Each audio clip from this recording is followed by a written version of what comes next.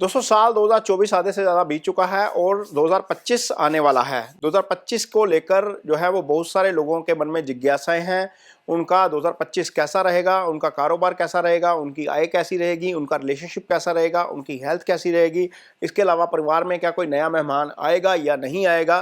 तो इस वीडियो में इन सारे सवालों का जवाब देंगे। मिथुन राशि के जातकों के लिए साल 2025 का जो है वो राशिफल लेकर हम हाजिर हैं। बताएंगे 2025 आपका कैसा रहेगा। वीडियो में बने रहिए हमारे साथ और यदि पेज को सब्सक्राइब नहीं किया है तो पेज को सब्सक्राइब जरूर करिए। तो बात करेंगे 2025 की। तो सामने कुंडली लगी हुई है मिथुन राशि के जातकों की। 2025 बड़ा इंपॉर्टेंट है। कारण यह है कि 2025 में 4 ग्रह, बड़े ग्रह जो हैं वो है राहु केतु और गुरु शनि। ये चारों ग्रह राशि परिवर्तन करेंगे। सामान्य तौर पर हर साल ऐसा नहीं होता क्योंकि शनि 2.5 साल बाद राशि परिवर्तन करते हैं, गुरु का गोचर हर साल होता है और राहु केतु 1.5 साल बाद राशि परिवर्तन करते हैं।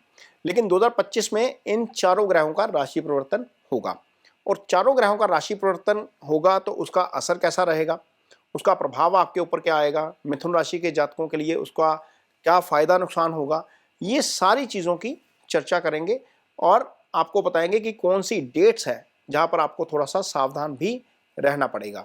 ये ध्यान से देखिएगा वीडियो, यह बहुत काम का है आपके वीडियो। और यदि आप पेज पर पहली बार आए हैं तो पेज को सब्सक्राइब जरूर करिए और इसे शेयर जरूर करिएगा। तो यहाँ पर कुंडली आपके सामने है।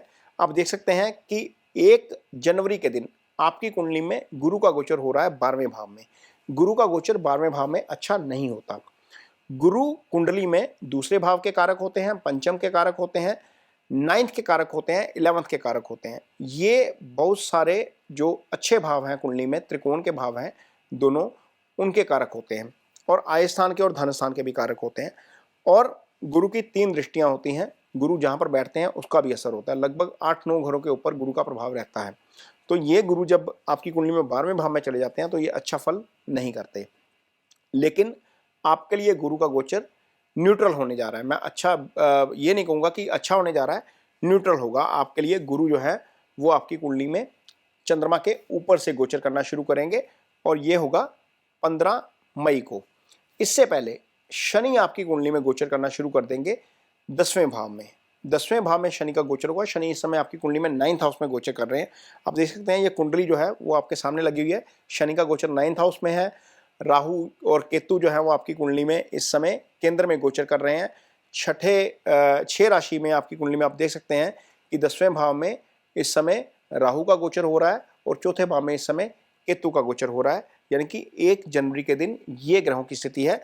लेकिन गुरु गोचर शनि गोचर करेंगे 29 मार्च को। गुरु का गोचर होगा 15 मई को और 29 मई को राहु केतु गोचर कर जाएंगे। तो यहाँ पर जो राहु और केतु का गोचर है वो तो आपके लिए न्यूट्रल ही रहेगा, मीन पहले जैसा ही रहेगा। कारण यह है कि राहु जो है वो आपकी कुंडली में 10वें भाव में गोचर कर रहे हैं, 10वें में ही रहेंगे। और एक घर में राहु शुभ होते हैं, दूसरे घर में केतु शुभ होते हैं। अब केतु चौथे भाव में, वो शुभ गोचर में नहीं थे। अब केतु क्या करेंगे, केतु शुभ हो जाएंगे, केतु तीसरे भाव में आ जाएंगे, राहु 9th हाउस में आ जाएंगे। ये न्यूट्रल हो जाएगा। एक ग्रह अशुभ होगा, एक ग्रह शुभ हो जाएगा। लेकिन शनि का गोचर जो है वो 10वें में हो जाएगा। शनि दशम के कारक भी होते हैं, कर्म के कारक शनि है। और इसके अलावा गुरु का गोचर आपके लिए न्यूट्रल हो जाएगा। यानी कि कुल मिलाकर गुरु ठीक हो जाएंगे आपके लिए, 12वें भाव में नहीं रहेंगे। 12वें भाव में रहते हैं तो ज़्यादा हानि वाला ये स्थिति है। अदरवाइज केंद्र में आ गए हैं तो केंद्र में अच्छे रहेंगे क्योंकि दोनों केंद्रों के भी स्वामी हैं आपकी कुंडली में। तो गुरु केंद्र में आ जाएंगे, दूसरा शनि दशम में आएंगे और केतु आपके तीसरे के लिए गोचर जो है वो अच्छा हो जाएगा। अब कैसे अच्छा होगा, क्या प्रभाव होगा, इस पर चर्चा करते हैं। तो सबसे पहले तो जब गुरु केंद्र में आएंगे 15 मई के बाद की ये तिथि है, आपको डेफिनेटली पंचम भाव से संबंधित अच्छे फल मिलेंगे। पंचम भाव क्या होता है, पंचम भाव आपका बुद्धि विवेक का भाव होता है क्योंकि गुरु की दृष्टि आप देखिए यहाँ पर कहाँ जा रही है।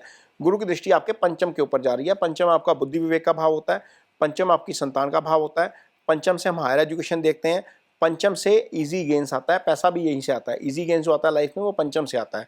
तो गुरु की इस दृष्टि के कारण आपको इन चारों एरियाज ऑफ लाइफ में डेफिनेटली फायदा होगा। संतान पक्ष से अच्छी खबर आ सकती है।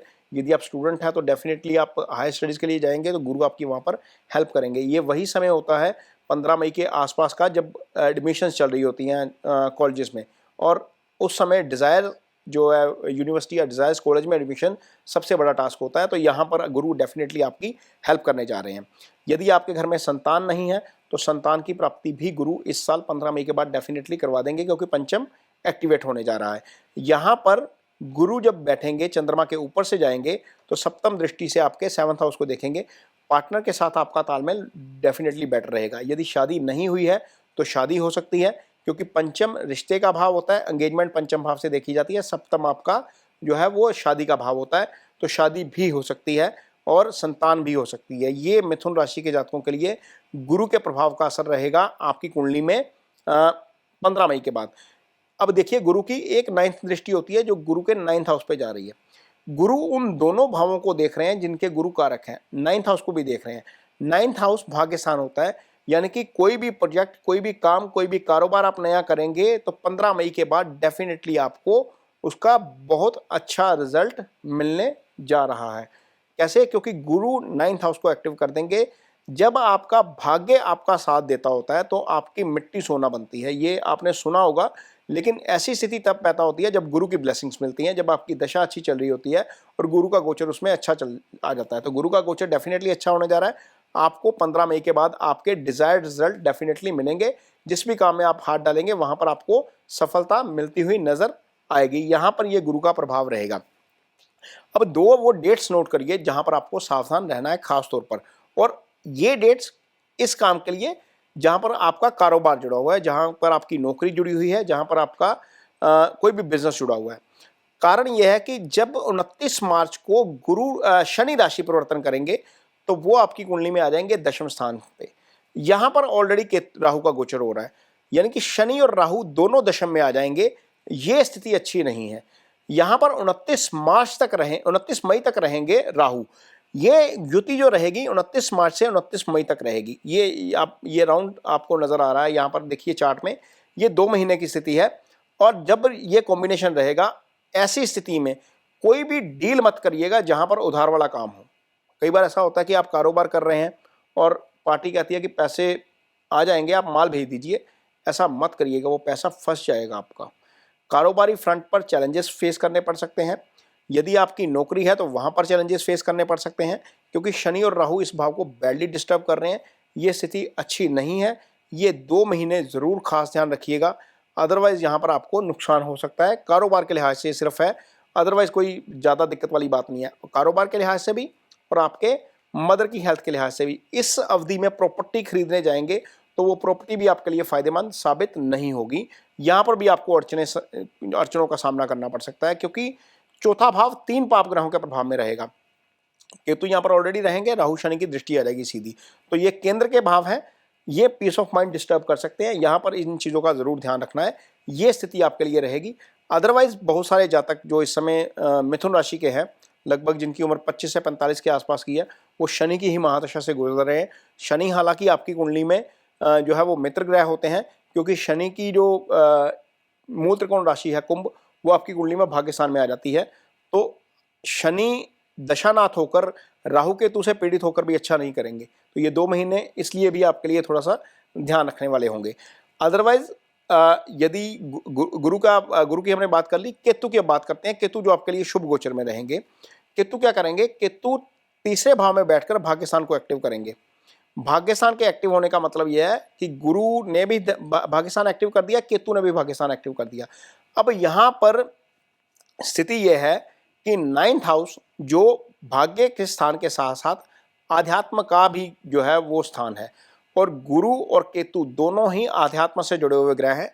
आप इस अवधि के दौरान, यानी कि अगले 7 महीने, मई के बाद के अगले 7 महीने, आपका ध्यान आध्यात्म की तरफ बढ़ सकता है। ये स्थिति आपके लिए रहेगी, क्योंकि 9th आपका एक्टिव हो जाएगा दोनों ऐसे ग्रहों से जो अध्यात्म से जुड़े हुए हैं।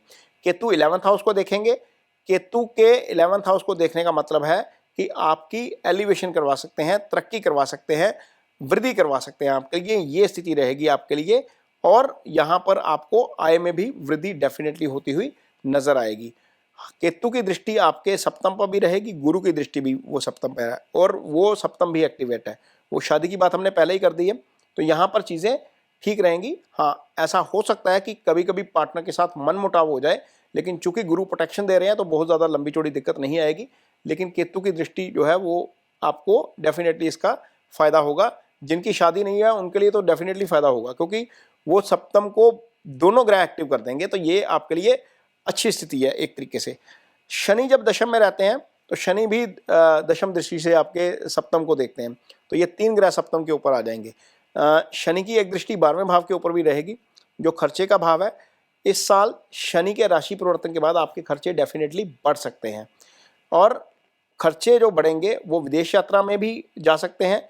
कुछ ऐसे खर्चे आ सकते हैं जिसकी आपको उम्मीद नहीं है, वो 29 मार्च के बाद होगा जब राशि परिवर्तन शनि कर जाएंगे, और ख़ास तौर पर तब होगा जब शनि वक्री अवस्था में होंगे। वक्री अवस्था पे हम एक वीडियो नया भी लेकर आएंगे जिसमें आपको बताएंगे कि कौन सी डेटों में वक्री रहेंगे अगले साल, लेकिन खैर वो अगले साल की बात है। लेकिन इतना ज़रूर ध्यान रखिएगा कि आपके खर्चे शनि के प्रभाव के कारण बढ़ सकते हैं। हाँ, इतना ज़रूर है कि जो संकट आपने पीछे झेला है ये सारे प्लैनेटरी मूवमेंट्स के कारण, गुरु के 12वें होने के कारण, वो संकट अब आपको थोड़ा सा ईज आउट होता हुआ नजर आएगा गुरु के चंद्रमा के ऊपर से गोचर के कारण। क्योंकि चंद्रमा के ऊपर से जब गुरु का गोचर होता है तो वो गजकेसरी योग बना देते हैं, वो आपका थॉट प्रोसेस पॉजिटिव करते हैं, बहुत सारी चीज़ें आपके माइंडसेट ठीक होने के कारण ही ठीक हो जाती हैं। तो ये मोटे तौर पर राहु केतु शनि और गुरु का ये प्रभाव रहेगा 2025 में मिथुन राशि के जातकों के लिए। चूंकि मिथुन राशि के जातक इस समय शनि की महादशा से गुजर रहे हैं, बहुत सारे जातक जो हैं वो शनि की महादशा से गुजर रहे हैं, और जो जातक बुजुर्ग अवस्था में हैं उनके ऊपर बुध की महादशा चल रही है, और बुध आपकी राशि के स्वामी भी हैं। तो शनि के उपाय डेफिनेटली ज़रूर करिए। ओम शनि शनिश्चराय नमः का जप जरूर करिए, और शनिवार के दिन जो है वो मंदिर में जाकर शनिदेव की शिला के ऊपर तेल जरूर चढ़ाइए, छाया पात्र में अपना फेस देखिए और तेल जो है वो अर्पित करिए। इसके अलावा आप यदि कोई लेबर क्लास है, आपको कोई जानता है समाज में छोटे जो है वो ऐसे तबके से हैं जहाँ पर उनकी फाइनेंशियल अफोर्डेबिलिटी कम है, उनकी मदद ज़रूर करिए, उनके साथ रिस्पेक्ट से पेश आइए। मासिस के कारक होते हैं शनि, इन लोगों की हेल्प करने से, ऐसे लोगों के साथ रिस्पेक्टफुल व्यवहार करने से शनि का अच्छा परिणाम मिलता है। तो ये शनि का उपाय है। अदरवाइज बुध के उपाय के तौर पर डेफिनेटली एक पेड़ जरूर लगाया जा सकता है। यदि आप थोड़े से बुजुर्ग हैं और आपके ऊपर बुध की महादशा चल रही है तो एक पेड़ जरूर लगाइए। पेड़ हरियाली के कारक है, बुध ग्रीन ग्रह है। यदि हम स्टोन भी पहनते हैं तो वो हरा होता है, पन्ना देखिएगा आप, हरा होता है। तो बुध हरियाली के कारक है, पेड़ लगाएंगे तो उसका डेफिनेटली आपको बहुत फायदा मिलेगा। और ये वीडियो आपको कैसा लगा इस पर कमेंट बॉक्स में अपनी राय जरूर दीजिए, और यदि वीडियो अच्छा लगे तो इसे शेयर जरूर करिए। जाते जाते आपको 2025 के लिए बहुत हार्दिक शुभकामनाएं।